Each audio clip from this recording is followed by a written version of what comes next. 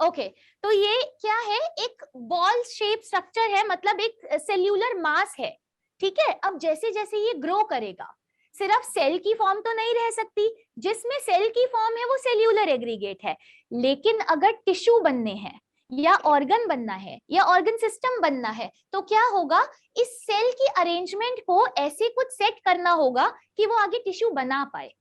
तो यही सेल्स, यही जो मल्टी सेल्यूलर बॉडी है, ये क्या करती है, नाउ दिस इज, नाउ अब जस्ट इमेजिन मैंने जैसे कट किया, तो अब this is the central canal region जो हमने कट किया था। अब तुम सामने से क्या देखोगे, जो स्ट्रॉ मैंने डाला हुआ था ये उसकी कटिंग है, और उसके ऊपर ये बॉटल की कटिंग है। ये मैं तब बता रही हूं जब एम्ब्रियो बढ़ रहा है, उस टाइम पर सेल्यूलर मास जो है, सेल्यूलर मास अपने आप को ऐसे अरेंज करता है, अपने 3 लेयर्स में आता है। ये एग्जाम्पल दिया था तुम्हें समझाने के लिए कि कट करो तो दिख कैसे रहा है। This is central canal. जब हमारा एम्ब्रियो बनेगा तो क्या होगा, हमारी कैनाल के, ये जो सेंट्रल कैनाल है उसके अराउंड जो लेयर होती है, दैट वन जर्म लेयर, जो इनर वाली साइड पर है ना, ये अंदर साइड है, ये बाहर वाली साइड है, this is the periphery region, ये अंदर वाला रीजन है, राइट? Yes ma'am. तो अभी अगर now see this is the canal, इसके अराउंड इनर वाली जो जर्म लेयर है उसे हम बोलते हैं एंडोडर्म। उसे हम क्या बोल रहे हैं, endoderm. Endoderm. These are nothing but the cells. Cells ने अपने आप को लेयर में अरेंज किया, and this red one is the germ layer, जिसे हमने क्या बोला, endoderm.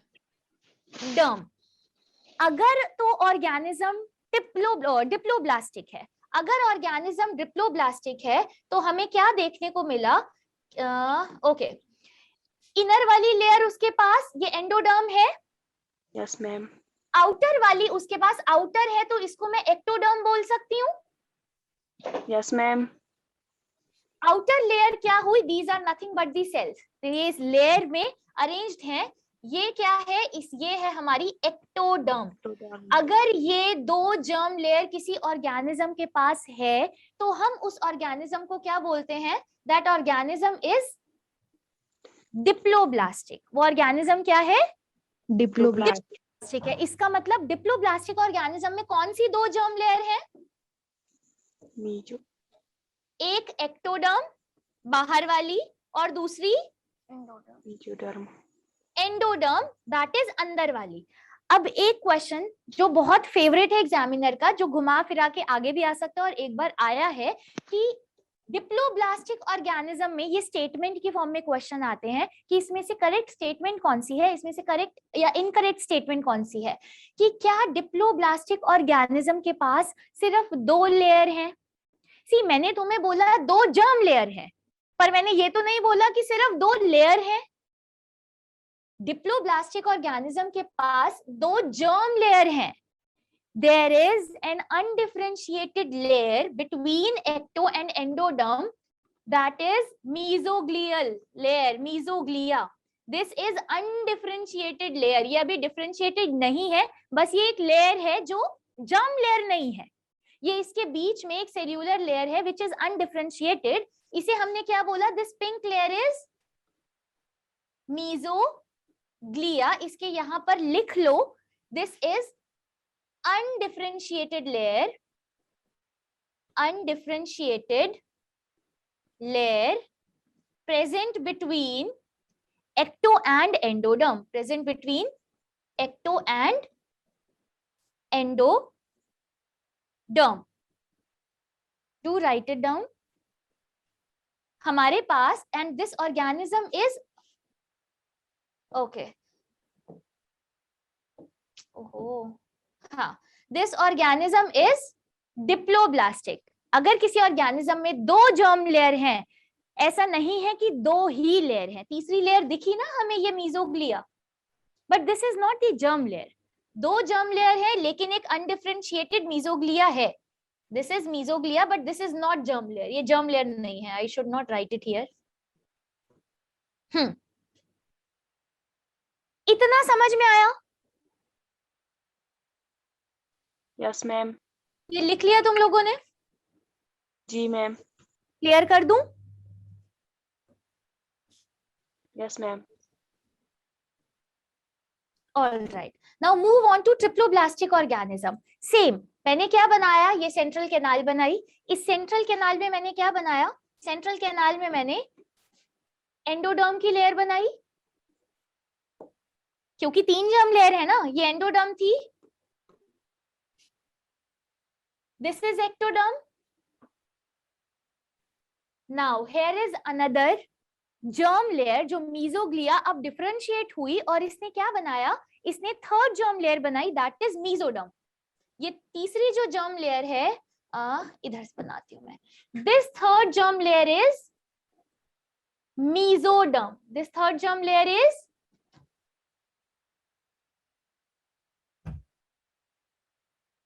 this white one is mesoderm. Mesoderm. This blue one is ectoderm, and this red one is endoderm. समझ में आया? ये है तुम्हारा, अगर उस ऑर्गेनिज्म के पास ये तीनों germ layer, this is the middle one, this layer is middle, this layer is outer most and this layer is inner most. अब जितने भी हमारे ऑर्गन बनेंगे, जितने भी हमारे टिश्यू बनेंगे, फॉर एग्जाम्पल अब मैं अगर डाइजेस्टिव सिस्टम बनाऊं तो ये डाइजेस्टिव, ये कैनाल जो है ये एक्चुअली इनर वाली जो गट है, यही तो है ना, हॉलो ट्यूब. तो इसके अराउंड ये जो भी हमारे ऑर्गन बन रहे हैं, ये हमारा स्टमक बना या इंटेस्टाइन बनी, ऐसे जो भी हमारे गट के अराउंड ऑर्गन बन रहे हैं, वो किस लेयर से बनेंगे, वो कौन सी जर्म लेयर से ओरिजिनेट होंगे जो इसके अराउंड है? ये कौन सी जर्म लेयर है, रेड वाली? एंडोडर्म. तो अब एंडोडर्म से कुछ ऑर्गन्स बनेंगे, एक्टोडर्म से हमारे कुछ ऑर्गन्स बनेंगे, मीजोडर्म से हमारे कुछ ऑर्गन्स बनेंगे या टिश्यू बनेंगे. सेल्यूलर एग्रीगेट है, उसके बाद ये सेल्स अपने आप को जर्म लेयर में अरेंज करते हैं और उन जर्म लेयर से क्या बना, टिश्यू बना, टिश्यू से कोई ऑर्गन बना, ऑर्गन से ऑर्गन सिस्टम बना. समझ में आया इतना कि क्या चल रहा है? ठीक है. Now this, if the organism has 3 layers, then the organism is called, that organism is triploblastic. समझ में आया क्या है? Yes, ma'am. Okay, now let me show you the diagram. एक second. Yes.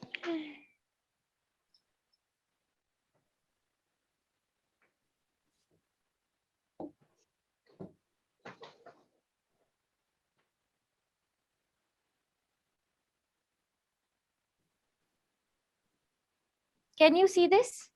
Yes. Yes, ma'am. All right, now see. Mesoglea is, ये तुम्हें नहीं भूलना, ये बहुत इंपॉर्टेंट क्वेश्चन है कि diploblastic organism have only 2 layers. No, 2 germ layers are there, लेकिन there is another undifferentiated mesoglea. Can you see this pink one? ये जो ग्रे है, ये जो ग्रे वाली ये जो बनी है, ये दिस इज हमारी ओपनिंग कैनाल की. दिस येलो जो मैंने अब मार्क किया है, दिस इज एंडोडर्म. यहाँ पर भी ये ग्रे वाली एंडोडर्म है, राइट?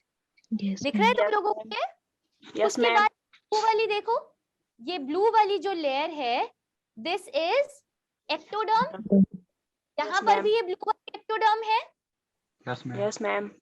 यहाँ पर जो लेयर है ये मीजोग्लिया अनडिफरेंशिएटेड, अभी ये बिल्कुल भी मतलब ऐसे प्रॉपर ना सेल्स है ना कुछ है, ना कुछ प्रॉपर डिफाइंड है. यहाँ पर देखो प्रॉपर सेल्स आ गए. Yes, ma'am.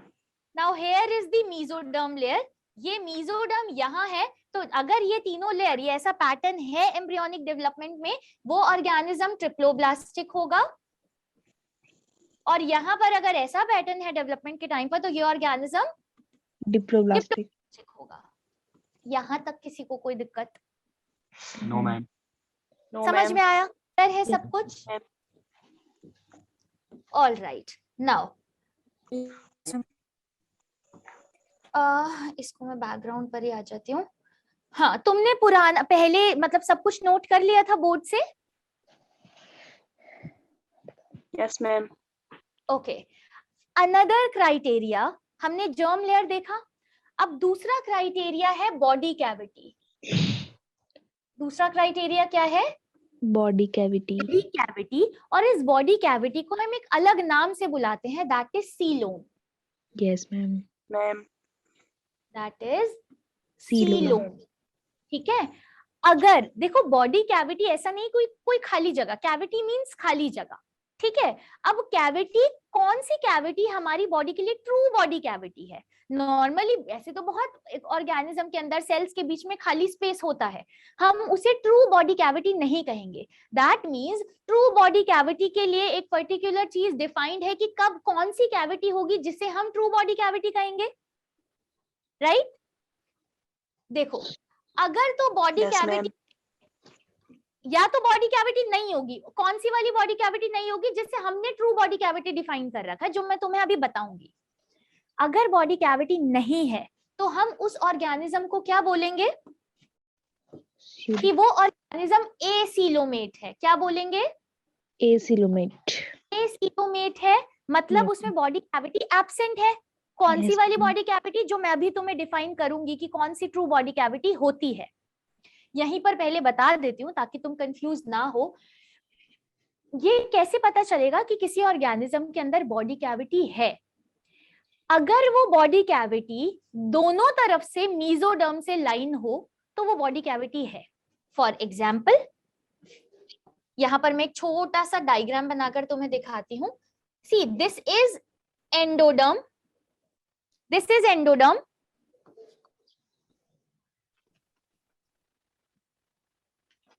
This is ectoderm,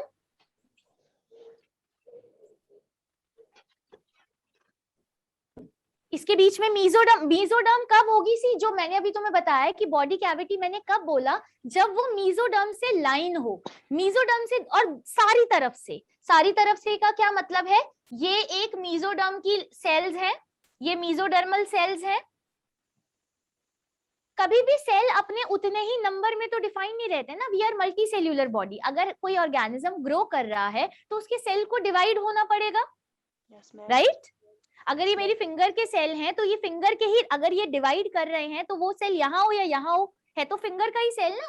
तो अब Yes, क्या ma'am. है, इसके अराउंड मेसोडर्म की लेयर एंडोडर्म के पास भी आ गई, मेसोडर्म की लेयर एक्टोडर्म के पास भी आ गई। तो can you see this hollow space here? ये वाला स्पेस देख रहे हो? Yes, ma'am. ये अब ये वाला स्पेस, इस पिंक वन, यहाँ पर भी मेसोडर्म से लाइन है, ये भी मेसोडर्म है Yes, ma'am. और ये भी मेसोडर्म है। तो इसके मतलब- बीच में जो भी जगह है ये क्या हो जाएगी? Seal. Coelom. This is true body cavity, this is true body cavity. Cavity. और अब मुझे एक बात बताओ, जो डिप्लोब्लास्टिक ऑर्गेनिज्म है क्या उसमें बॉडी कैविटी होगी? ट्रू बॉडी कैविटी जो हमने यहाँ डिफाइन की है, No, ma'am. Ma'am. No, ma'am. जिसके पास मेसोडर्म ही नहीं है, हमने क्या बोला? बॉडी कैविटी हम उसे ही कंसिडर करेंगे जो मेसोडर्म से लाइन हो। Yes, ma'am. मेसोडर्म ही नहीं है तो बॉडी कैविटी होगी? No No, ma'am. ma'am. नहीं होगी। इतना समझ में आया? इस डायग्राम को देख के कोई कंफ्यूजन तो नहीं है? This is ecto, Yes, No. This ma'am. Yellow endo and this blue one is body cavity. ये बीच वाला स्पेस जो मेसोडर्म से लाइन है। Yes, समझ ma'am. आया? जी मैम. चलो, Yes, ma'am. ये अगर कोई ऑर्गेनिज्म जिसके पास बॉडी कैविटी नहीं है तो हम उस ऑर्गेनिज्म को क्या बोलेंगे? कि वो ऑर्गेनिज्म एसीलोमेट है, मतलब नो बॉडी कैविटी। ये this cross is for no, but मैं लिख देती हूँ नो, अरे नो बॉडी कैविटी, राइट? अब एक और कैटेगरी होती है, पहले यहां ही लिख देती हूं मैं, या तो बॉडी कैविटी नहीं है या फिर ट्रू बॉडी कैविटी है, जिसे हम बोलते हैं यूसीलोमेट और यूसीलोम। जहां पर भी यू टर्म आ जाए, जहां पर भी ये ईयू टर्म आ जाए, इसे हम बोलते हैं true. This eu term is related to true, ठीक है? एक और स्पेशल फीचर है, ये स्पेशल टाइप की कैविटी है जिसे हम बोलते हैं स्यूडोसीलोम। क्या बोलते हैं? Yes, ma'am. Pseudocoelom. This pseudo term is related to False. false. This pseudo term is related to false. Remember, amoeba के अंदर हम pseudopodia पढ़ते हैं, that is false feet, right? Yes, ma'am. Means false, U means true. तो इस U coelom को मैं कह सकती हूँ कि हाँ भाई बॉडी कैविटी है, बॉडी कैविटी प्रेजेंट है। Yes, यहाँ ma'am. पर बॉडी कैविटी नहीं है। यहाँ पर बॉडी कैविटी कौन सी है ये मैं तुम्हें अभी बताती हूँ, क्यों हमने इसे स्यूडो बोला। इतना समझ में आया जो मैंने तुम्हें बताया अभी? जी मैम।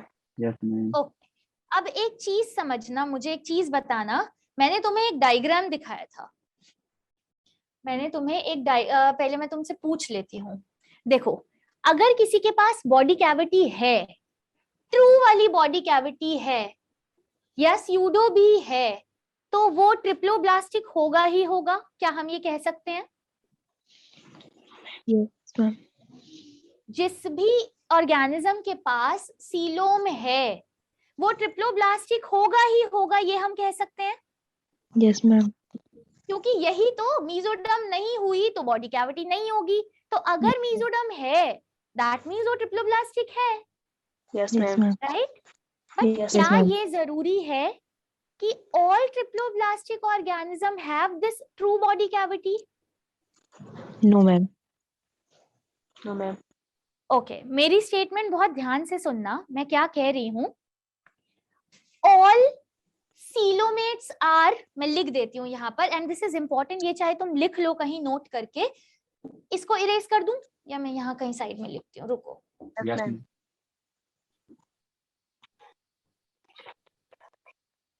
ओके, मैंने क्या बोला? All coelomates are triploblastic. All coelomates are triploblastic. Can I say this?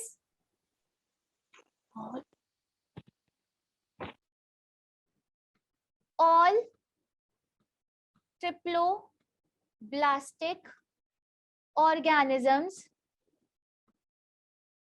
are coelomate. क्या मैं ये कह सकती हूँ? Yes, कौन ma'am. सी स्टेटमेंट में कह सकती हूँ, कौन सी नहीं कह सकती? दोनों कह सकती हूँ तो भी ठीक है, दोनों नहीं कह सकती तो भी ठीक है। हर केस में मुझे बताना, क्या मैं हमेशा ये बोल सकती हूँ कि ऑल सीलोमेट्स आर ट्रिप्लोब्लास्टिक या all triploblastic organisms are coelomate? बताओ, कौन सी स्टेटमेंट में कह सकती हूँ? दोनों कह सकती हूँ तो भी वाई, दोनों नहीं कह सकती, कौन सी नहीं कह सकती तो क्यों नहीं कह सकती? बताओ, सोच कर बताना। बोलो। मैम ऊपर वाली नहीं। ऊपर वाली स्टेटमेंट हम कह सकते हैं कि नहीं कह सकते? हर केस में नहीं कह सकते।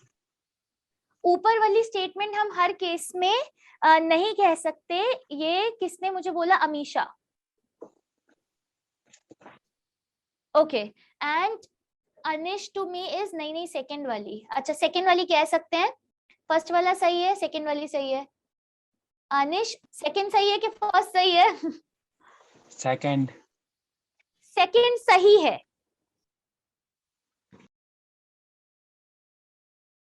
Okay, let me read, second सही है। All right. सी, मैंने तुम्हें बोला all coelomates are triploblastic. Yes they are. क्यों? क्योंकि सीलोम हम कब बोलेंगे? जब मीजोडर्म होगी। तो all coelomates are triploblastic, this is true. First वाली कंफ्यूज मत हो, तुम पहले ठीक बोल रहे थे। बट जरूरी नहीं है कि all triploblastic organism should have this body cavity. क्यों नहीं है? अब मैं तुम्हें एक डायग्राम दिखाती हूँ, पहले समझ में देखो। इसका मतलब अगर किसी को समझ नहीं आया तो प्लीज मुझे बताओ, मैं अभी पहले इसे क्लियर करती हूँ, फिर तुम्हें डायग्राम दिखाती हूँ। मुझे ये बताओ, इस स्टेटमेंट में किसी को भी प्रॉब्लम है तो बताओ, उसके बाद मैं इसको एक्सप्लेन करूंगी कि मैं क्यों कह रही हूं ऐसे। अमीशा, तुम्हारी आवाज नहीं आ रही है, किसी को भी डाउट है? अगर जब मुझे किसी की Yes, आवाज नहीं आ रही ma'am. है तो यू कैन। थोड़ा अच्छा रिपीट। बताओ, स्टेटमेंट जो लिखी है वो समझ आई है कि मैं बोलना क्या चाहती हूँ? जी मैम। ठीक है, Yes, अब सी दिस डायग्राम।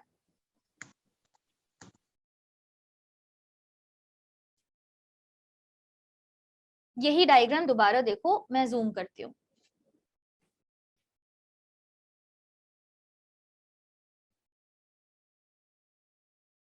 ये ऑर्गेनिज्म ट्रिप्लोब्लास्टिक है कि नहीं है? Yes, ma'am. ये ऑर्गेनिज्म ट्रिप्लोब्लास्टिक है, पर क्या इसमें तुम्हें कोई यहाँ पर कोई कैविटी दिख रही है? No ma'am. नहीं दिख रही, पर ये तो ट्रिप्लोब्लास्टिक है।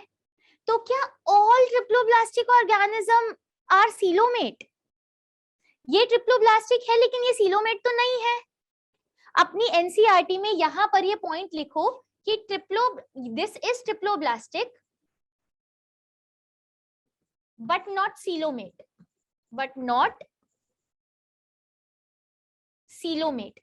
ये ट्रिप्लोब्लास्टिक है लेकिन ये सीलोमेट नहीं है। लेकिन जो भी सीलोमेट होगा वो ट्रिप्लोब्लास्टिक होगा ही होगा। अब समझ आया मैं क्या कहना चाहती हूँ? जी मैम। गुड। और ये क्वेश्चन, ये स्टेटमेंट बहुत इंपॉर्टेंट है एग्जाम पॉइंट ऑफ व्यू के लिए, नीट के लिए। तो ऑल ट्रिप्लोब्लास्टिक ऑर्गेनिजम्स, जरूरी नहीं है that they are coelomate or they should have this body cavity, but all coelomates are triploblastic। ये हर केस में ट्रू होगा, ठीक है? वापस आ जाओ जहां पढ़ रहे थे हम। जी मैम। Yes, वो ये तो ma'am. शायद हट ही गया है। अगर मैं इसको मिनिमाइज करूं तो वो ही आ जाएगा। नहीं आया, एक सेकेंड रुको। ओहो, चलो ठीक है। वो नोट कर लिया था तुमने जो मैंने बोर्ड पर लिखा था? Yes, जी ma'am. Ma'am. Yes, ma'am. Okay, now what are pseudocoelomate? एक मिनट रुको, मुझे देखो। एक तो हो गया बॉडी कैविटी नहीं है, तो जो डिप्लोब्लास्टिक होंगे वो भी एसीलोमेट हो सकते हैं, और जो ट्रिप्लोब्लास्टिक होंगे वो भी एसीलोमेट हो सकते हैं। हो सकते हैं कि नहीं? अभी मैंने दिखाया कि ट्रिप्लोब्लास्टिक होते हुए भी वो एसीलोमेट था, जो डायग्राम मैं तुम्हें दिखा रही थी, right? Yes ma'am. Yes, ma'am. अब जो बॉडी कैविटी है वो बॉडी कैविटी 3 टाइप की है। 3 टाइप मतलब या तो है ही नहीं एसीलोम, या फिर स्यूडोसीलोम। अभी मैं तुम्हें स्यूडोसीलोम के बारे में बताती हूँ। स्यूडोसीलोम या फिर true coelom, that is eucoelom. Eucoelom means true coelom, that is lined by mesoderm, ठीक है? यहां पर no body cavity, no cavity is lined by mesoderm। और स्यूडोसीलोम में क्या होता है? Now let me draw this first, उसके बाद बताती हूँ। सेम चीज मैं बना रही हूं। This is endoderm, right? Ectoderm और एंडोडर्म का तो रोल ही नहीं है। ये एंडोडर्म है, ये एक्टोडर्म है, ऑलराइट। अभी क्या है यहाँ पर मीजोडर्म ना, मीजोडर्म क्या करती है? मीजोडर्म यहाँ पर और यहाँ पर लाइन नहीं करती। मीजोडर्म जैसे याद है मैंने बताया था कि वो एंडोडर्म को भी लाइन कर लेती है, वो एक्टोडर्म को भी लाइन कर लेती है, यस बताया था। Yes ma'am. लेकिन वो यहाँ लाइन ना कर ये क्या करती है? ऐसे पाउच बना लेती है। पाउच मतलब कि ये मीजोडर्म की लेयर है, ये मीजोडर्म की लेयर है, ये वाली मीजोडर्म की लेयर है, ये मीजोडर्म की लेयर है। तो अब देखो मीजोडर्म की लेयर, अब तुम्हें अगर मैं पूछूं कि क्या ये बॉडी कैविटी होगी सही वाली? कैविटी दिख रही है लेकिन ये इसी तरफ से तो मीजोडर्म से लाइन है, यहां से तो लाइन ही नहीं है। ये वाली जो कैविटी है ये एक तरफ तो मीजोडर्म आ रही है, लेकिन ये एंडोडर्म वाली साइड तो है ही नहीं मीजोडर्म। तो yes this ma'am. Is not true mesoderm, और this is not true cavity. Yes, ma'am. जो कैविटी आ रही है वो इसके अंदर वाली मैं कह सकती हूँ कि ये है कैविटी। क्यों? क्योंकि ये इधर से भी मेसोडर्म से लाइन है और यहाँ से भी मेसोडर्म से लाइन है। कह सकती हूँ? ये देखो, कह सकते हैं कि नहीं कह सकते? तो ये बॉडी कैविटी दिखती है, यहाँ पर सारी जगह खाली कैविटी दिख रही है, लेकिन ये हर तरफ से मेसोडर्म से लाइन है नहीं। मेसोडर्म भी है पर मेसोडर्म से कुछ लाइन है कुछ नहीं। तो हमने इसे क्या बोला? This is pseudocoelom. यहाँ पर मेसोडर्म फॉर्म्स दिस पाउच, और इस पाउच के अंदर की कैविटी है, बाकी बाहर वाली इज नॉट ट्रू कैविटी, और इस स्टेज को हम बोलते हैं स्यूडोसीलोम। इतना समझ में आया? जी इतना मैम. समझ में Yes, आया? ma'am. जी मैम. अच्छा, अब थोड़ा सा और आगे चलते हैं। ये जो ट्रू सीलोम है, ये भी दो तरीके का है। ये ट्रू सीलोम भी दो तरीके का है। एक को हम बोलते हैं शाइजोसीलस बॉडी या फिर शाइजोसीलोम, और एक को हम बोलते हैं एंटेरोसीलोम और एंटेरोसीलस। एंटेरो टर्म मैंने पहली क्लास या पिछली क्लास में कोई बताया था कि जहां जहां पर भी एंटेरो आए, वो कौन से सेल्स होते हैं जहां पर भी एंटेरो आ रहा है? एंटेरॉन सेल्स कौन से ऑर्गन से लिंक्ड है? रिमेम्बर मैंने किसी से पूछा था कि जब मैं तुम लोगों को ये बता रही थी कि लंग रिलेट करता है पल्मोनरी वर्ड से, हार्ट रिलेट करता है कार्डियक से, तो किसी ने मुझे गैस्ट्रोएंटेरोलॉजिस्ट और गैस्ट्रोएंटेरोलॉजिस्ट बताया था। किसी ने तो बताया था, तब मैंने तुम्हें बताया था gastric term is related to stomach, enteron enterocyte term is related to what? याद करो। मैं चार्ट देखती हूँ क्या है। Ma'am you can you please send the recording after meeting? Okay, you will get it. हाँ बताओ भाई। एंटेरॉन या enterocyte term is related to intestine. किससे रिलेट है ये? The term is related to intestine. देखो इसका यहाँ पर कोई रोल नहीं है, ये सिर्फ मैं तुम्हें इसलिए बताते हुए चल रही हूँ कि आगे चल के तुम्हें दिक्कतें ना हो, तुम वर्ड्स को देखकर समझ पाओ। अब ये शाइजोसीलस और एंटेरोसीलस क्या है ये मैं तुम्हें अभी बताती हूँ, बहुत थोड़ा सा है। समझ में आया है ये क्या है? Yes ma'am. आगे चले? जी मैम. ये लिख चुके हो Yes, बोर्ड वाला? ma'am. फिर मैं समझाती हूँ, जब समझाऊंगी तो उसके आगे यहाँ पर लिखते रहना, ठीक है? जी ma'am. Okay.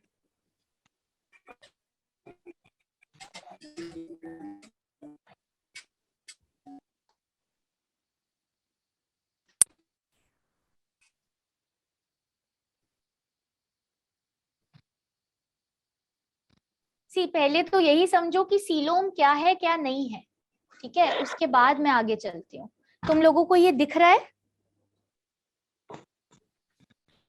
Yes ma'am. Ma'am clear नहीं दिख रहा। क्लियर नहीं है? नहीं मैम. जो जूम ही किया है शायद, जूम करके इसके वो होता है ना पिक्सल फटना शायद। ओके कोई बात नहीं, लिख मैं दूंगी। डायग्राम दिख रहा है? Yes, ma'am. देखो यहाँ पर क्या बनाया है, दिस इज दैट, वो जो सेंट्रल कैनाल मैंने बनाई थी, इस कैनाल के अराउंड जो सेल्स हैं दे आर एंडोडर्म, इसके बाहर जो सेल्स हैं दे आर एक्टोडर्म, ठीक है? अच्छा, अब इसके अंदर कोई मेसोडर्म अभी ओरिजिनेट नहीं हुई है, तो मेसोडर्म अगर है, यहाँ पर मेसोडर्म की लेयर भी है तो बीच में कोई कैविटी नहीं है जो मेसोडर्म से लाइन हो। दिस इज मेसोडर्मल ओरिजिन, ठीक है? तो ये मेसोडर्म की ये मेसोडर्मल लेयर आ गई है, लेकिन इसके अंदर कैविटी नहीं है। ये मुझे भी यहाँ से लाइट से नहीं दिख रहा था, बट हाँ here is the mesoderm layer, ठीक है? तो अब क्या है, यहाँ पर कोई कैविटी नहीं है, तो हमने इस ऑर्गेनिज्म को क्या बोला? ये ऑर्गेनिज्म एसीलोमेट है। क्या है? Acoelomate. Acoelomate, that is there is no body cavity. इतना समझ में आया? Yes, ma'am. नाउ स्यूडोसील में देखो, स्यूडोसील में क्या है तुम्हारा, अगेन ये गट वाली ये एंडोडर्म है, इनर वाली लेयर, बाहर वाली एक्टोडर्म है, बाहर वाली लेयर ये रही, ठीक है। अब जो मीजोडर्म है वो मीजोडर्म यहाँ पर, सी दिस मीजोडर्म यहाँ पर तो है, लेकिन ये अंदर वाली साइड तो है ही नहीं। तो ये जो कैविटी है, this cavity is not the true cavity, क्योंकि दोनों तरफ से मीजोडर्म लाइन नहीं हो रही।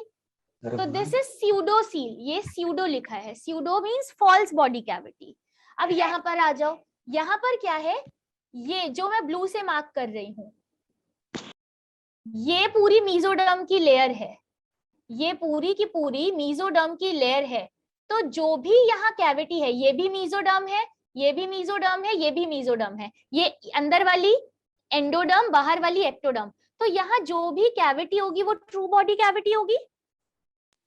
Yes, देखा, ma'am. ये जब मीजोडर्म है, ये मीजोडर्म है, ये हर जगह से ये मीजोडर्म से लाइन है, तो अंदर वाली जो कैविटी है ये ट्रू बॉडी कैविटी होगी। This is Yes, coelom, ma'am. Yes, ma'am. ठीक है। चलो अभी क्या है, सी यहाँ पर कैविटी प्रेजेंट, बट देखो कैविटी तो दिख रही है ना, वहां कैविटी नहीं दिख रही। यहाँ पर कैविटी तो है but not completely lined by mesoderm, it is not completely lined, एक तरफ है दूसरी तरफ नहीं है, राइट? Yes, ma'am. ठीक है। अब ये हीमोसीलोमेट क्या है ये मैं तुम्हें अभी बताऊंगी, एक सेकेंड। ऑलराइट, अब इस पर आ जाओ। रिमेंबर मैंने बोला था कि ट्रू बॉडी कैविटी दो तरीके की होती है, एक शाइजोसीलस और एक एंटेरोसीलस, यही देख रहे थे अभी हम। Yes, ma'am. ओहो सॉरी, एक मिनट बस। हाँ, अब देखो, दिस इज शाइजोसीलस, डायग्राम पर ध्यान देना, लिख मैं दूंगी। This is schizocoelous and this is enterocoelous. तो ऊपर वाला जो स्टेज है वो शाइजोसीलोमेट की है और नीचे वाले जो डायग्राम्स है वो एंटेरोसीलस। तो हमारी true body cavity on the basis of their origin की मीजोडर्म जो है, क्योंकि मीजोडर्म के अंदर जो कैविटी बन रही है वही है ना ट्रू कैविटी, तो मीजोडर्म की लाइनिंग हो कैसे रही है उस बेस पर हमने क्या किया, ये शाइजोसीलस और एंटेरोसीलस पर डिवाइड कर दिया। अब तुम थोड़ा सा याद करो जो मैंने लास्ट क्लास में तुम्हें बताया था, ब्लास्टोपोर, मोरूला वाली स्टेज, ब्लास्टुला वाली स्टेज, याद आ रहा है थोड़ा थोड़ा? Yes, मैं ma'am. बनाती हूँ कि ये मोरूला वाली स्टेज थी, बहुत सारे सेल थे। फिर ब्लास्टुला वाली स्टेज थी जिसमें सेल्स लाइन में आ गए थे, एक जगह आ गया था और कैविटी आ गई थी। फिर Yes, एक ब्लास्टोपोर आया था, याद है ब्लास्टोपोर आया था? Yes, ma'am. ये ब्लास्टोपोर अगर आगे गट में जाकर माउथ बनेगा या एनस बनेगा, protostome deuterostome? Yes, ma'am. Okay, तो यही ब्लास्टोपोर यहाँ पर दिखाया हुआ है, यही ब्लास्टोपोर। ब्लास्टोपोर क्या करेगा, यही हमारी गट बनेगी, गट मतलब हमारी अंदर वाली कैनाल बनेगी। समझ में आया?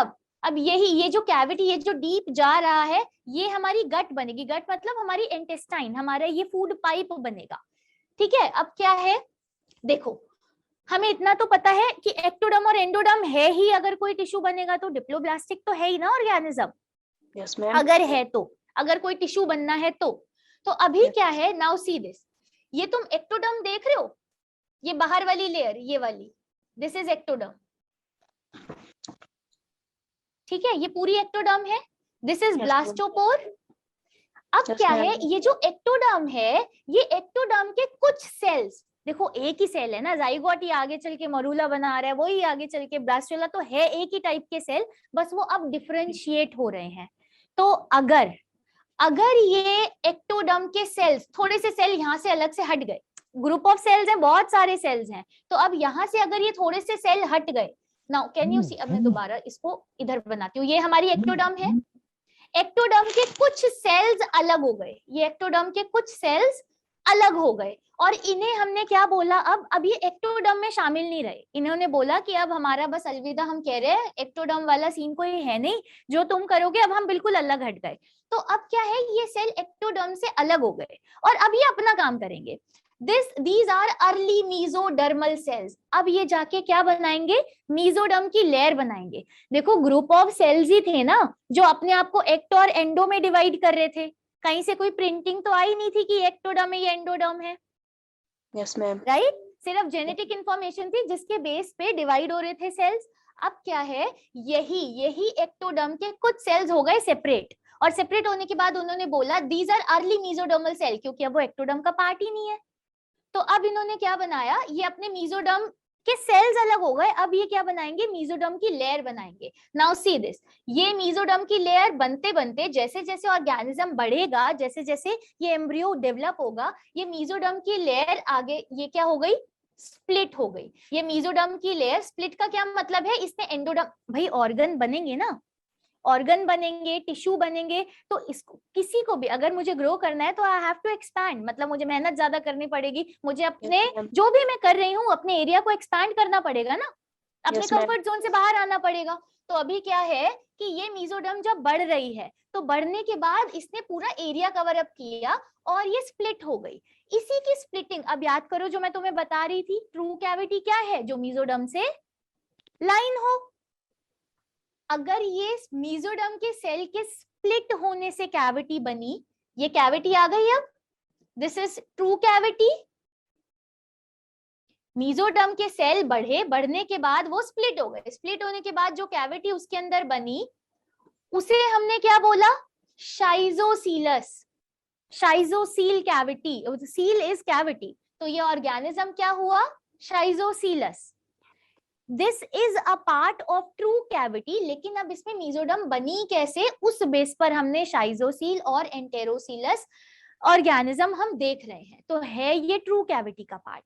यहां तक किसी को कोई दिक्कत पहले वाले शाइजोसील में? No, ma'am.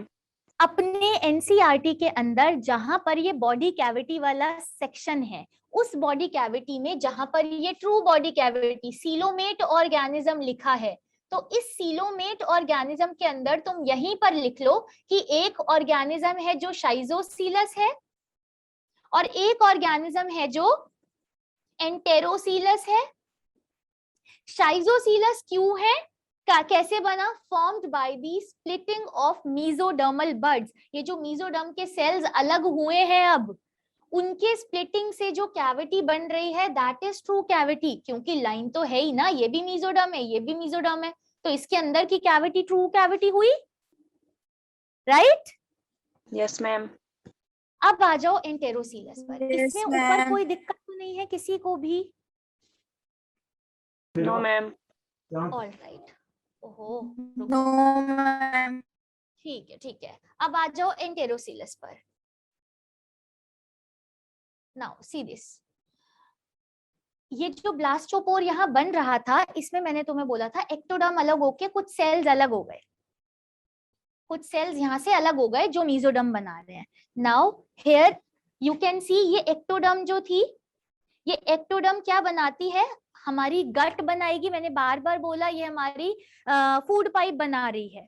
अब क्या है, ये जो गट और डीप डाउन गई, जब एम्ब्रियोनिक स्टेज में गट, जिसे हम फूड पाइप अब बोल रहे हैं, एम्ब्रियोनिक स्टेज में this developing gut is called आर्केंटेरॉन.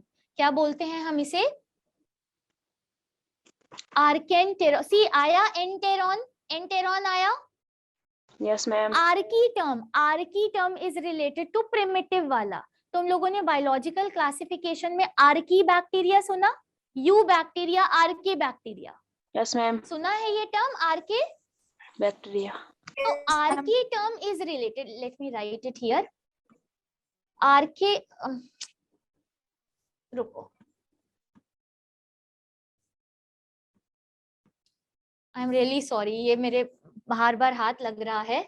हाँ, आर्केंटेरॉन. सी एंटेरॉन आया, enteron term is related to intestine. Archi term is related to archaea. Archi term is related to very primitive, बहुत पुराना. तो जो हमारी डेवलपिंग गट है उसे हम क्या बोल रहे हैं, आर्केंटेरॉन. एम्ब्रियोनिक गट, बड़े होने के बाद तो अब हम फूड पाइप बोल रहे हैं, पूरे को पूरा पैसेज.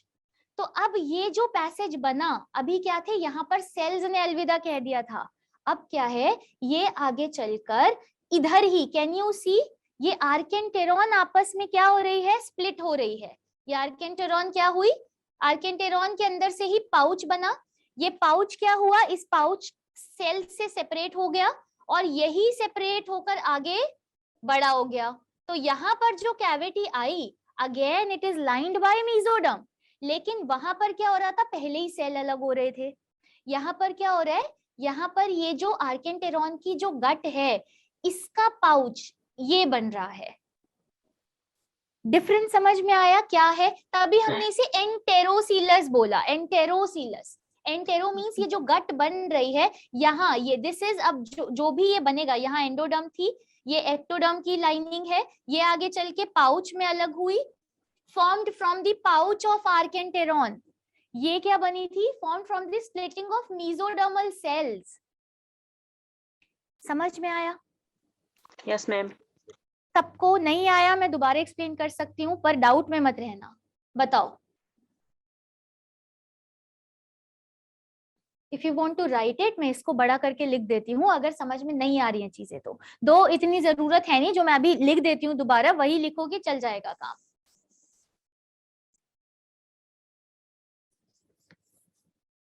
समझ में आ रहा है ना? चले आगे। Yes ma'am. देखो लिखा जा रहा है, और ओहो रुको जरा,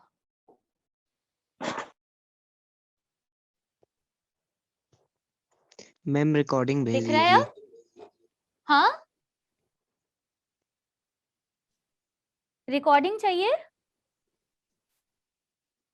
यस मैम, फॉर रिवीजन। ठीक है ठीक है, लेकिन साथ साथ में नोट्स बनाते रहो, क्योंकि जितनी बार रिकॉर्डिंग देखोगे 1.5 घंटा जाएगा, रिवाइज करोगे अपने लिखा हुआ, आधे घंटे में काम हो जाएगा।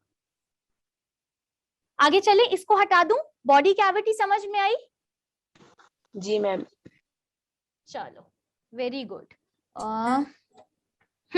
Now another important point is segmentation. ये जो हम कर रहे हैं, पता है ना क्या कर रहे हैं? I know this is very vast topic, तो हम बहुत स्लो अभी मैं तुम्हें लेकर चल रही हूँ, एक बार पेस तुम्हारा सेट हो जाएगा तो तुम चीजें जल्दी कैच अप करोगे। तो अभी क्या है, मैंने अभी क्या कौन सा टर्म लिया था, कौन सा क्राइटेरिया अभी अभी हमने समझा है, कौन सा क्राइटेरिया समझा है हमने अभी? पहले हमने जर्म लेयर किया, उसके बाद body cavity, right? Yes ma'am. Another criteria is segmentation. Segmentation. हाँ, now what is segmentation? Generally मुझे कोई साइंस कोई बायोलॉजी के वर्ड से मतलब नहीं है, नॉर्मल सेगमेंट्स क्या होते हैं, व्हाट आर सेगमेंट? तुमने सुना होगा सेगमेंट, क्या है ये सेगमेंट का मतलब? डिवीजन। हाँ, division. Division, a part of something, portion उसका। मैंने बोला कि ये पिज्जा है, पिज्जा की एक स्लाइस, ये उसका एक पोर्शन है, ये उसका एक सेगमेंट है, उसका एक डिवाइडेड वाला पोर्शन है, राइट? नाउ सेगमेंटेशन वो क्राइटेरिया है जो ऑर्गेनिज्म को बेटर मैनर में, हम मतलब उसको ऑब्जर्व करते हैं, बेटर मैनर में अपने फंक्शंस को परफॉर्म करने में हेल्प करता है। तो सेगमेंटेशन, अब मैं तुम्हें एग्जांपल देकर बताती हूँ। Have you guys seen earthworm? केचुए देखे हैं? जी मैम। लीच देखी है? मतलब इसको हम बोलते हैं, तुम मतलब माउंटेन रीजन पे तो बहुत है, हल्के पानी में जिसे जोक बोलते हैं हम, जो चिपकी जाती है, खून ही पीकर छोड़ती है, यस ब्लैक मैम। कलर की leech. All right, yes ma'am. उस लीच को तुमने ऑब्जर्व किया है? Yes ma'am. ऐसे उसका सर्कुलर माउथ होता है और ऐसे बहुत सारे बॉडी सेगमेंटेशन होते हैं, देखा है? Yes ma'am. बहुत से ऐसे वर्म्स कह रही हूँ, इंसेक्ट्स हैं, उनकी बॉडी को तुम ऑब्जर्व करना, उनका जो एब्डोमेन रीजन है उसमें ऐसे सेगमेंट्स होते हैं। दिस इज थोरैक्स रीजन, इसमें भी ये सेगमेंट्स हैं, Can you see these segments?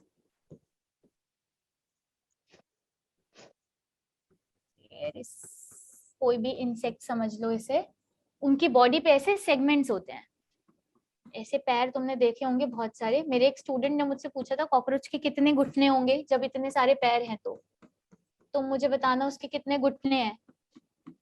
किसी भी इंसेक्ट के बहुत सारे ऐसे लेग्स देखते हैं हम, लेग्स के अंदर बहुत सारे, हमारे भी जो लेग है हम बेंड करते हैं तो नी आता है। Yes, ma'am. ऐसे यहाँ पर तो कितनी सारी ऐसी बेंडिंग है, कितने सारे सेक्शंस हैं, राइट? चलो इसको बाद में डिस्कस करेंगे। हाँ, तो अभी क्या है, मैं तुम्हें बता क्या रही थी, सेगमेंटेशन। तो can you see this repetitive serials, ये जो सेगमेंट्स हैं, ये जो रिपीटेड सेक्शंस हैं, जैसे जैसे बॉडी कॉम्प्लेक्स होती है वैसे वैसे ये जो सेगमेंट्स है ना, ये बॉडी के पैटर्न को, या बॉडी में कौन कौन से ऑर्गन है, वो ऑर्गन कैसे काम कर रहे हैं, उसमें बहुत हेल्प करते हैं। बहुत से ऐसे ऑर्गन, फॉर एग्जांपल अगर मैं अर्थवर्म की बात करूं तो उनकी, इसका लोकोमोटरी ऑर्गन, ये इसकी बॉडी के ये सर्कुलर मसल्स ही हैं, जो इसकी ये बॉडी की जो सेगमेंटेशन है, कभी तुम नोट करना वो चलता कैसे है। अर्थवर्म अपनी बॉडी को पूरा स्ट्रेच कर लेंगे, फिर कॉन्ट्रैक्ट करेंगे, फिर बहुत ज्यादा स्ट्रेच करेंगे, कम कॉन्ट्रैक्ट करेंगे, फिर ज्यादा स्ट्रेच करेंगे, कम, ऐसे करते करते वो मूव करते हैं, राइट? जिन्हें बोलते हैं ना रेंगते हैं। Yes, ma'am. तो ये सेगमेंटेशन उनकी कहीं ना कहीं मूवमेंट में भी हेल्प करते हैं। Segmentation is one of the criteria जिसके बेस पर हम ऑर्गेनिज्म को क्लासिफाई करते हैं कि हाँ इस ऑर्गेनिज्म में ये सेगमेंटेड है या ये सेगमेंटेड नहीं है। और इस सेगमेंटेशन, इस एक सेगमेंट को हम मेटामियर भी बोलते हैं, इस एक सेगमेंट को हम मेटामियर भी बोलते हैं। और इस मेटामियर या इस फिनोमिना को, ये जो सेगमेंटेशन हमने बोला, इसे हम मेटामेरिज्म बोलते हैं। तो मेटामियर इज दैट दीज, ये जो सेगमेंट्स हैं दीज आर मेटामियर्स, और ये सेगमेंटेशन, ये जो phenomena, that is metamerism. Everything is written in your NCERT. This is completely from NCERT. Metamerism, metamer.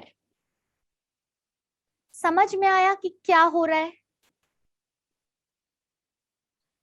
कुछ कुछ ऑर्गेनिजम्स की एक्सटर्नल बॉडी भी सेगमेंटेड होती है और वो इंटरनली भी सेगमेंटेड होता है। अच्छा, हमारी बॉडी पे सेगमेंटेशंस हैं क्या? ह्यूमन बॉडी में आउटर तुम्हें सेगमेंटेशन दिखती है? बॉडी सेगमेंटेड है या नहीं है? No, ma'am. इंटरनली ऐसे कुछ सेगमेंट हैं जो रिपीट हो रहे हैं? कोई ऐसा ऑर्गन है जो रिपीट हो रहा है इंटरनली? सोचकर बताना। Yes, ma'am. बोलो, कौन सा हमारा ऐसा स्ट्रक्चर है जो, जिसके जो मतलब रिपीट हो रहा है, रिपीटेटिव ऐसे उसके सीक्वेंसेस दिख रहे हैं? बताइए सर। हाँ, ओके। मैम ट्रकिया बताओ। के कार्टिलेज रिंग्स। कार्टिलेजिनस रिंग वो हमारे पास कहाँ है? कार्टिलेज, कौन सी कार्टिलेजिनस रिंग की बात कर रही हो तुम? मैम ट्रकिया के आसपास होती हैं। ट्रेकिया के आसपास cartilaginous ring, all right, very good. और ट्रेकिया के पास that cartilaginous ring, all right. और ये तो एक पर्टिकुलर सेगमेंट पर हुआ, ठीक है। और कहीं इसी के आसपास ही है? थोड़ा सोचो। हमारी रीढ़ की हड्डी, स्पाइनल कॉर्ड, है ना? You can feel it, back से टच करो, तुम्हें ऐसे स्पॉट्स दिखेंगे। हमारी जो बोन्स हैं 26 वर्टिब्रे, राइट? Yes ma'am. ये भी तो ऐसे Yes, बार ma'am. बार रिपीट ही हो रही है, ऑल राइट। Yes, ma'am. तो हमारे सेगमेंटेशन अगर है तो वो इंटरनली है। अर्थवर्म की सेगमेंटेशन एनालिज में मैं बताऊंगी। कुछ कुछ बॉडी पार्ट्स मैंने अभी किसी के भी एग्जांपल नहीं बताए हैं। तो कुछ ऑर्गेनिज्म है जिनकी सेगमेंटेशन आउटर इनर दोनों होती है। कुछ कुछ ऑर्गेनिज्म है जिनकी सेगमेंटेशन सिर्फ आउटरली है। कुछ कुछ ऑर्गेनिज्म है जिनकी सेगमेंटेशन सिर्फ इनसाइड है। समझ में आया सेगमेंटेशन क्या है? Yes, ma'am. All right. Next criteria, we are very close to start the phylum. Okay. Almost हम फीचर्स कर चुके हैं नाउ। अब बहुत सिंपल सिंपल चीजें हैं। सिफिलाइजेशन, मैं यहीं से जूम कर देती हूँ सो दैट मुझे बार बार ना चेंज करना पड़े। ये क्या हो गया, एक मिनट। तुम ये दिख रहा है या ब्लर हो गया? दिख रहा है या ब्लर हुआ? मुझे ही नहीं समझ में आ रहा, तुम लोगों को आ रहा है ये? Yes, Okay. ma'am. See, civilization term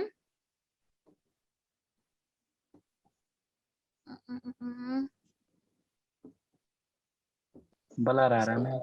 आ रहा है? मैं दोबारा ही लिख रही हूँ क्योंकि मुझे ही खुद अजीब हो रहा है ये। रुको। सी, सिफिलाइजेशन टर्म मैंने पहली क्लास में बताया था। Cephalic, cephalization term is related to brain, ठीक है। एनसेफेलॉन, तो cephalic, cephalic, cephalon, encephalon, these are the term related to brain। तो सिफिलाइजेशन मतलब ब्रेन की डेवलपमेंट। अब ब्रेन देखो, बहुत छोटे लोअर ऑर्गेनिजम्स में ऐसा ब्रेन हमारी तरह डेवलप नहीं होता। ब्रेन का एक छोटा भाई है जिसे हम बोलते हैं ganglia. Now what are ganglia या गैंग्लियन? जो डेवलपिंग ब्रेन है। अब हमारे पास, see it is very simple, अगर मैं तुम्हें ब्रेन का बताऊं तो वी हैव न्यूरॉन्स, है ना। हम अपना जब नर्वस सिस्टम पढ़ते हैं, इसको मैं हटा ही देती हूँ, मैं बोर्ड ही निकालती हूँ, हटाओ इसे। एग्जिट होगा, एक सेकंड रुको जरा, क्लोज, एक मिनट बस। हाँ,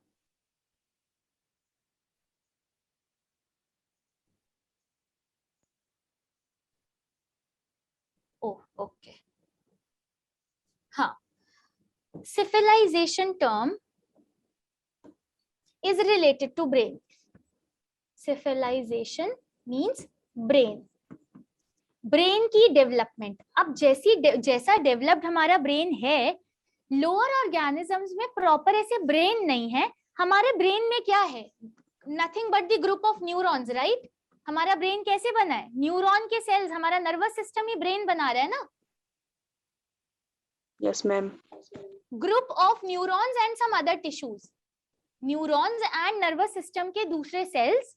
दूसरा हमारे, और देखो हमारा कोई भी ऑर्गन उठा लो, कोई भी ऑर्गन उठा लो, उस ऑर्गन, वो ऑर्गन इंडिपेंडेंटली काम कर ही नहीं सकता किसी एक टिश्यू से या किसी दो टिश्यू से। मुझे आगे चैप्टर में जाना ही पड़ेगा। ह्यूमन बॉडी में 4 टिश्यू होते हैं। कौन कौन से हैं मेन 4 टिश्यू? कौन से मेन 4 टाइप के टिश्यू है? Muscular, nervous, cardiac and epithelial.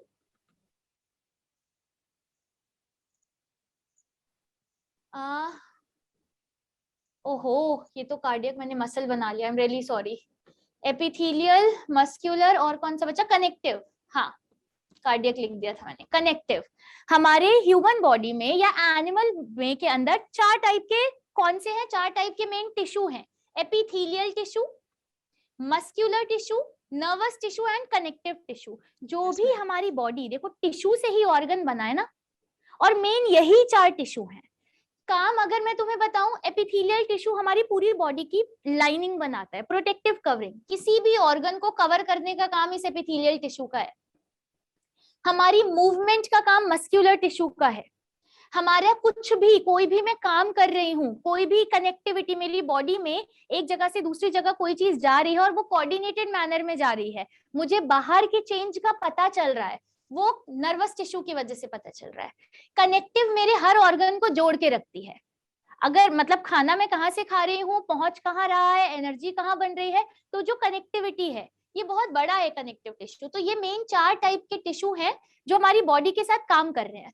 तो अब नर्वस टिश्यू जो है, नर्वस टिश्यू में मेन हमारी न्यूरॉन्स है और हमारा पूरा एक नर्वस सिस्टम है।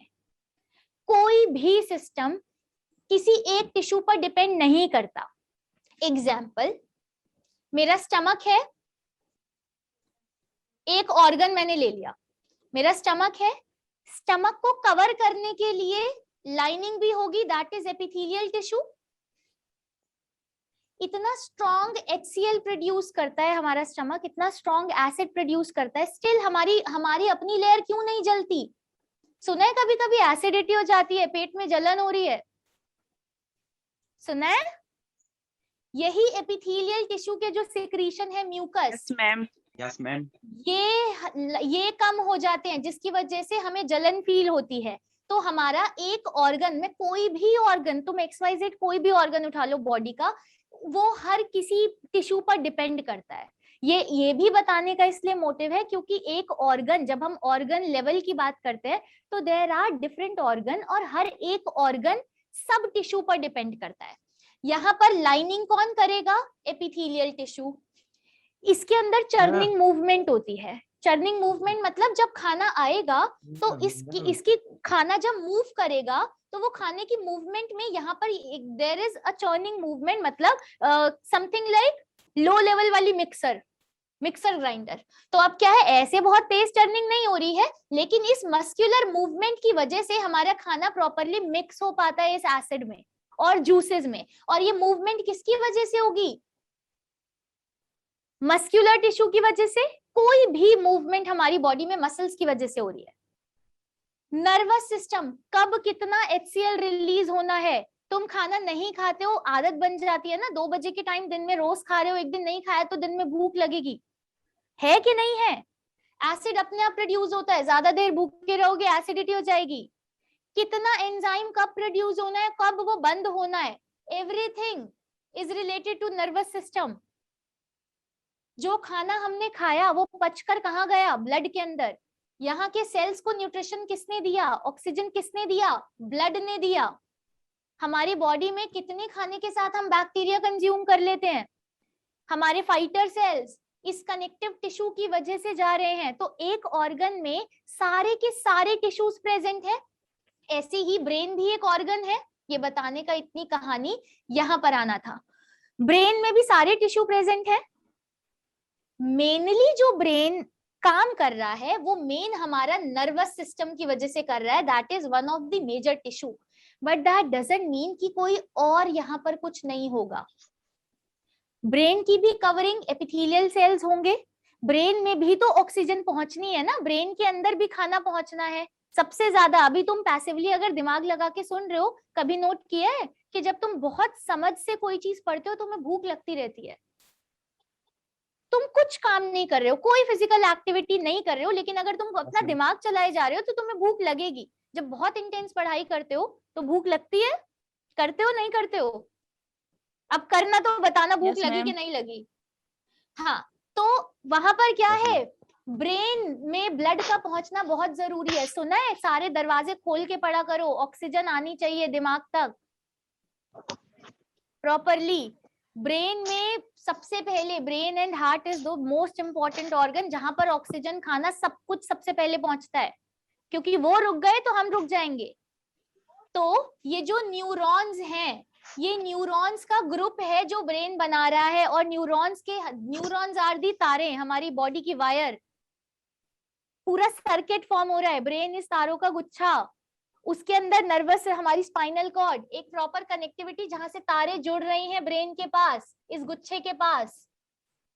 समझ में आ रहा है? और इसकी development, now we call it brain, लेकिन ये जो तारों का गुच्छा बन रहा है वो एक एक तार से ही जुड़कर बना है ना, ग्रुप, मतलब धीरे धीरे ही कॉम्प्लेक्स हुआ है। तो जब वो लेस कॉम्प्लेक्स है, जब अभी स्टार्ट ही हुआ है ब्रेन का बनना, उस स्टेज में हम ब्रेन ना बोलकर हम क्या बोल देते हैं? गैंग्लिया। क्या बोल देते हैं? Ganglia. These are nothing but the group of neurons जो अभी ब्रेन की तरह इस गुच्छे में डेवलप नहीं हुई हैं। समझ में आया? तो सिविलाइजेशन टर्म मतलब ब्रेन डेवलपमेंट की स्टार्टिंग होना। तो civilisation is again one of the criteria जिसके बेस पर हम डिवाइड करते हैं कि सिविलाइजेशन की प्रोसेस अभी हुई है स्टार्ट या नहीं हुई है। हुई है तो किस लेवल की हुई है, जो हम नर्वस सिस्टम में देखते हैं। समझ में आया? Am I going too fast? Yes ma'am. आराम से चलूं? Okay no ma'am. चलो। ओहो हाँ, नेक्स्ट इज ऑर्गन सिस्टम। अब ऑर्गन सिस्टम भी उसी में आएंगे जिसमें organ system level of organisation होगी। Yes ma'am. Yes, देखो, ma'am. अब आ जाते हैं ये छोटे मोटे वाले क्राइटेरिया, जो मेजर थे वो सारे कंप्लीट हो गए हैं। अगर मैं तुम्हें organ system, this is another criteria कि ऑर्गन सिस्टम के बेस पर हम डिवाइड करते हैं। ऑर्गन सिस्टम में फॉर एग्जांपल मैंने एक ले लिया, पहला ले लिया मैंने डाइजेस्टिव सिस्टम। डाइजेस्टिव सिस्टम जो है हमारा, देखो ये तभी काम करेगा ना जब सिस्टम होगा, या अगर सिस्टम नहीं भी है तो कौन से सेल हैं जो डाइजेशन परफॉर्म कर रहे हैं। तो डाइजेशन जो है, इस डाइजेस्टिव सिस्टम के अंदर there is a term called digestion, जो डाइजेशन हो रहा है। डाइजेशन मतलब जो कॉम्प्लेक्स से सिंपल फूड टूट रहा है। तो जो डाइजेशन है, it could be intracellular and it could be extracellular. Intracellular and extracellular. क्या मतलब है इस इंट्रा और एक्स्ट्रा का, बताओ। देखो अगेन ये तुम्हें आगे हर जगह काम ही आएगा। ये सेल है, ये दूसरा सेल है, ये ऐसे ग्रुप ऑफ सेल्स हैं। अगर सेल के अंदर डाइजेशन हो रहा है, intra means within the cell, intracellular मतलब विद इन द सेल। इतना समझ में आया? सेल के अंदर। इंटर मतलब एक टर्म है दैट इज इंटरसेल्यूलर। इंटर मतलब बिटवीन दी सेल, इंटर मतलब बिटवीन द टू सेल्स और between the group of cells, बाहर। तो this is between the cells. Extra means outside the cell. तो अगर मैं इस एक सेल को कंसिडर कर रही हूं तो ये जो बाहर जो भी प्रोसेस हो रही है वो एक्स्ट्रा होगी। तो दैट मीन्स एक्स्ट्रा सेल्यूलर और इंटरसेल्यूलर एक ही जैसा कंसिडर कर सकती हूं मैं। एक्स्ट्रा सेल्यूलर मतलब एक सेल के बाहर, इंटरसेल्यूलर मतलब कुछ सेल्स के बीच में, मतलब सेल के अंदर नहीं हो रहा। तो एक ही बात हो गई ना, मतलब एक सेल के रिस्पेक्ट में बोल रही हूँ तो extra cellular, group of cells के रिस्पेक्ट में बात कर रही हूँ तो इंटरसेल्यूलर कह सकती हूँ। Yes, बोलो। ma'am. Yes, ma'am. अच्छा, अब अगर मैं बात करूं यूनिसेल्यूलर ऑर्गेनिजम्स का, डाइजेशन कैसा होता है? इंट्रासेल्यूलर। हम अमीबा देखते हैं, अमीबा ने स्यूडोपोडिया जनरेट किया और स्यूडोपोडिया का Yes, जो ma'am. खाना उसने लिया तो वो एक सेल है और सेल के अंदर डाइजेशन हो रहा है ना। अब ये सेल के अंदर डाइजेशन हो रहा है, this is one cell only, ये न्यूक्लियस। Yes, ma'am. Yes, तो ma'am. इसका डाइजेशन कैसे हुआ? Within the cell. हमारा डाइजेशन कहाँ कैसा है? इंट्रासेल्यूलर है कि एक्स्ट्रा सेल्यूलर है? सोच कर बताना। ह्यूमन के, मैं इसीलिए बार बार ह्यूमन बोल रही हूँ क्योंकि हम अपने आप को देखते रहते हैं, हमें अपनी चीजों के बारे में पता है और पता Intra. होना भी चाहिए। हमारा इंट्रा है कि एक्स्ट्रा है? Intra. बोलो। Ma'am, हाँ? infra. इंट्रा है। Yes, ma'am. बहुत सारे मैसेजेस आए हुए, मैंने एक मिनट देखा नहीं है तुम्हारी चैट। मैम कॉमा में भूख कैसे लगती है? एक मिनट अभी बताती हूँ कैसे लगती है। Can't see anything. I am coming back. Anish, okay, yes, I'm very annoying. It's very annoying thing. It's just all right. अच्छा, मैंने अभी मैसेजेस पढ़े। All right. कॉमा में भूख कैसे लगती है अभी बताती हूँ। हाँ, क्या बता रही थी मैं तुम लोगों को? हमारा डाइजेशन इंट्रा है कि एक्स्ट्रा है? बोलो। Intra. नो। देखो हमने क्या बात की कि ये हमारी गट है, ये हमारा फूड पाइप है। रिमेम्बर दैट स्ट्रॉ तो अंदर से खाली है ना। ये जो स्ट्रॉ हमने पाइप, इस बॉटल के अंदर मैंने पाइप डाला था ट्यूब विद इन ट्यूब के प्लान में, तो वो जो स्ट्रॉ, वो जो अंदर ट्यूब डली थी वो तो खाली थी, तभी तो एक ऊपर ओपनिंग है एक नीचे ओपनिंग है, and that opening is hollow. तुम्हारा फूड पाइप में खाना जा रहा है ना, वो तो खाली जगह है। तो होता क्या है, if this is the stomach, Yes, this ma'am. Is intestine, ठीक है, Yes, ma'am. ये हमारी इंटेस्टाइन मान लो, इसको मैं जल्दी जल्दी बना देती हूँ। तो अभी क्या है, जो ऑर्गन है, जो Yes, ma'am. सेल्स हैं, वो ये वाले सेल्स हैं। सेल्स अपना सिक्रीशन कहाँ कर रहे हैं? इस ल्यूमन के अंदर। Lumen means hollow space. Lumen का मतलब क्या होता है? Hollow space. तो अभी ये सेल के बाहर हो रहा है ना डाइजेशन, ये तो खाली जगह है, ये सेल से अराउंड है। ये स्टमक एक सेल से मिलकर बना है, पर अंदर तो खाली जगह है ना भाई। एक कटोरी ले लो, कटोरी Yes, जो ma'am. जो मटेरियल है वो आउटसाइड है, खाली स्पेस है ना जिसमें तुम कुछ भी खाना रखते हो। तो वो तो हमारा एक्स्ट्रा सेल्यूलर हुआ। खाना डाइजेस्ट होकर वापस इसके अंदर जा रहा है, लेकिन जो डाइजेस्ट हो रहा है वो तो इस ल्यूमन के अंदर हो रहा है, इस हॉलो स्पेस के अंदर जा रहा है खाना, इस हॉलो स्पेस के अंदर जा रहा है। सेल्स तो इसके अराउंड हैं, सेल्स तो यहाँ हैं, राइट? समझ आया क्या कह रही हूँ? Yes, ma'am. तो या तो डाइजेशन Yes, हमारा ma'am. Yes, intra ma'am. होगा या एक्स्ट्रा। इंट्रा एक्स्ट्रा समझ में आया? इंट्रा मतलब सेल के अंदर, एक्स्ट्रा मतलब सेल्स के बाहर ल्यूमन के अंदर, राइट? दूसरा, डाइजेस्टिव सिस्टम, या तो अब सिस्टम पे आ जाओ, या तो वो कंप्लीट होगा या वो इनकम्प्लीट होगा। और ये मैं तुम्हें बहुत बार बता चुकी हूँ, तुम मुझे बताओ कंप्लीट और इनकम्प्लीट क्या होता है? डाइजेस्टिव सिस्टम या तो कंप्लीट होगा या फिर इनकम्प्लीट होगा।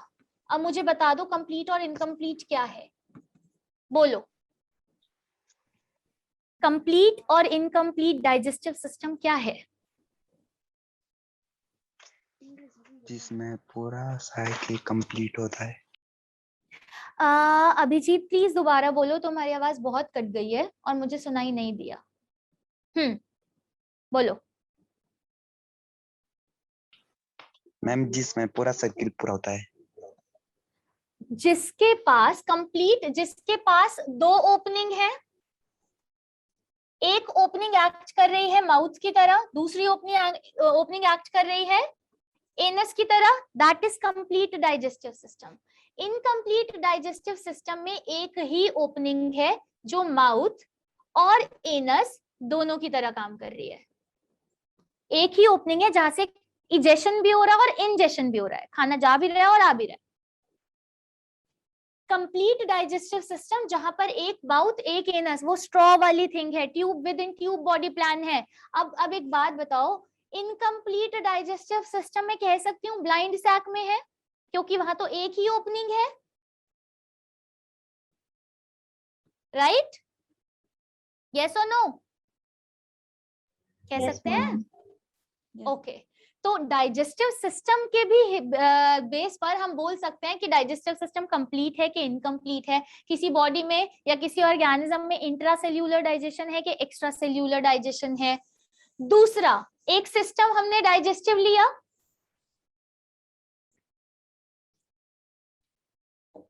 Yes, ma'am. दूसरा system circulatory system. Circulatory system, again circulatory system भी दो तरीके से है। एक है हमारा ओपन सर्क्यूलेटरी सिस्टम और एक है हमारा closed circulatory system. Open circulatory system और क्लोज्ड सर्क्यूलेटरी सिस्टम। अपना एग्जांपल देकर बताती हूँ, फिर ओपन पर आऊंगी। क्लोज्ड सर्क्यूलेटरी सिस्टम में क्या है, जहां पर ब्लड या कोई भी बॉडी फ्लूइड प्रॉपर वेसल्स में बहे, मतलब प्रॉपर चैनल्स में बहे। हमारी ब्लड वेसल्स हैं, आर्टरीज, वेन्स, राइट? हमारा कभी भी कोई भी ऑर्गन, मान लो ये स्टमक ही ले लो, ये स्टमक जो है, क्या बना दिया मैंने, हाँ ठीक है, ये स्टमक जो है, ये स्टमक कभी भी डायरेक्टली ब्लड के कांटेक्ट में नहीं आएगा। ब्लड जो है वो प्रॉपर ब्लड वेसल्स में इसके अराउंड है, ना ही ब्लड कभी भी इस ऑर्गन के कांटेक्ट में आएगा अंटिल अनलेस कोई इंजरी ना हो, ना ही ये ऑर्गन कभी इस ब्लड के कांटेक्ट में आएगा। ब्लड इस क्लोज्ड वेसल में ट्रैवल कर रहा है, जहां पर कभी भी ऑर्गन या सेल्स ब्लड के कांटेक्ट में ना आए और प्रॉपर जो ब्लड है वो चैनल्स में, वो वेसल्स में फ्लो करे, that is closed circulatory system. What is closed circulatory system? Blood flows in vessel, blood flows in vessels, never come in contact with any cell or organ. Normal condition में, injury में definitely आता है. Never come, never नहीं लिखती फिर मैं, हाँ, doesn't come in contact, doesn't come in contact, doesn't come in contact with organs or cells or tissues. समझ में आया? ओपन सर्कुलेटरी सिस्टम में क्या होता है? कॉकरोच दबा है किसी के पैर से? Yes ma'am. Yes, किसी ma'am. के पैर के नीचे कोई कीड़ा कॉकरोच आया है? Yes ma'am. ओके, कैसा होता है उसका ब्लड का कलर? क्या मतलब क्या बाहर निकलता है उसकी बॉडी से? White. व्हाइट कलर का कुछ स्टिकी सा फ्लूइड निकलता है, that is White. Blood.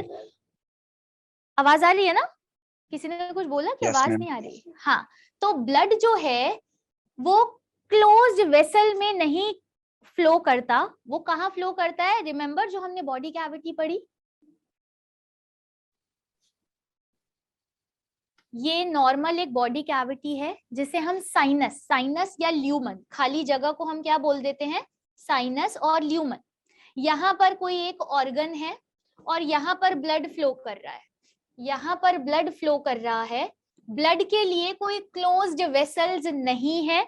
Blood directly किसी ऑर्गन के कांटेक्ट में आ रहा है, ऑक्सीजन को दे रहा है, CO2 को ले रहा है, लेकिन ब्लड में पूरा का पूरा ऑर्गन डिप्ड है, जो क्लोज्ड सर्कुलेटरी सिस्टम के अंदर नहीं होता.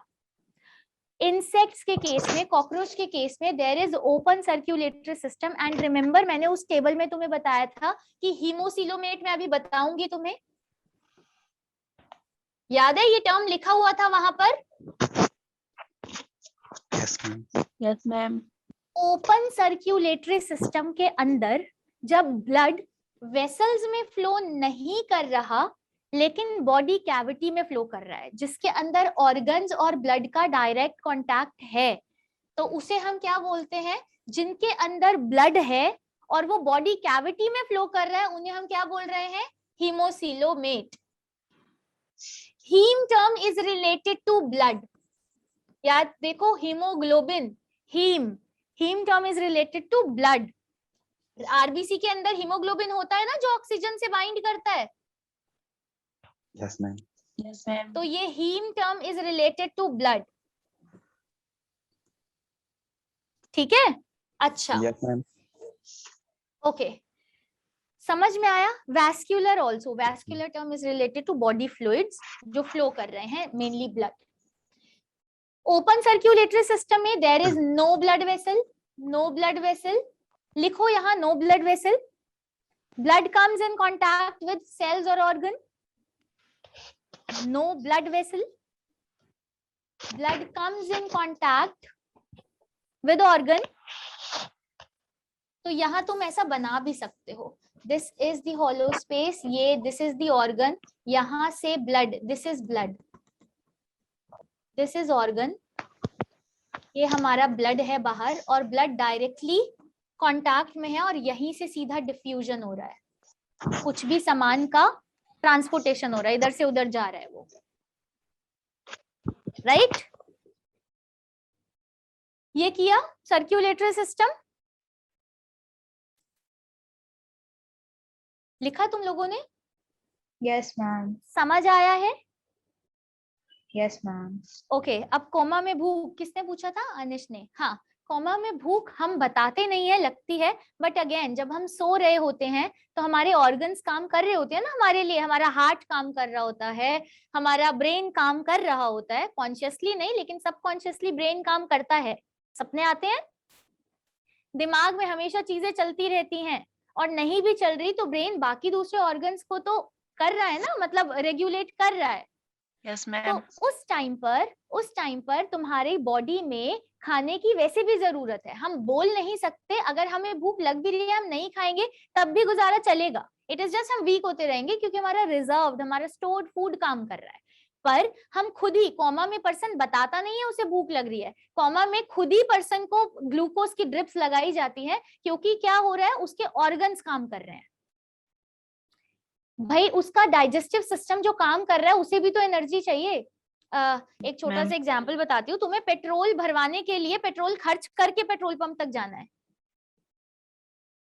समझ आया क्या कहा मैंने? तुम्हें पेट्रोल डलवाना है और तो तुम्हें जाना पड़ेगा ना पेट्रोल पंप तक, तो तुम्हें अपना पेट्रोल खर्च करना पड़ेगा। तो Yes, there is ma'am. Always a loss of energy, चाहे वो एनर्जी बनाने के लिए ही क्यों ना हो। एटीपी बनाने के लिए हमारे सेल्स काम कर रहे हैं, तो जो सेल काम कर रहे हैं उन्हें भी तो खाने की जरूरत है ना। यू गेटिंग मी मैं क्या कहना चाह रही हूँ? Yes, ma'am.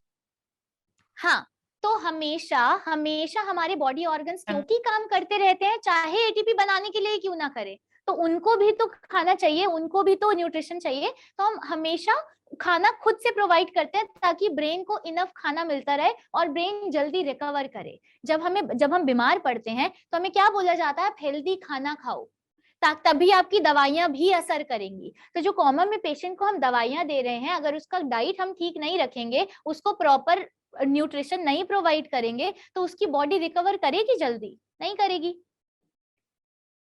तभी No, तो ma'am. बोल रहे हैं वो कॉमा में है, वो मरा नहीं है अभी, जो भी पर्सन कॉमा में है। समझ में आ रहा है? Metabolic Yes, ma'am. एक्टिविटीज अभी भी चल रही हैं। बाकी के सिस्टम्स हम नेक्स्ट क्लास में करेंगे, और नेक्स्ट क्लास में ये इंट्रोडक्शन वाला पार्ट खत्म हो जाएगा और फिर हम अपने फाइलम्स पर मूव करेंगे। ठीक है, समझ में आया इतना ठीक से सबको अच्छे से? कोई दिक्कत यहाँ तक?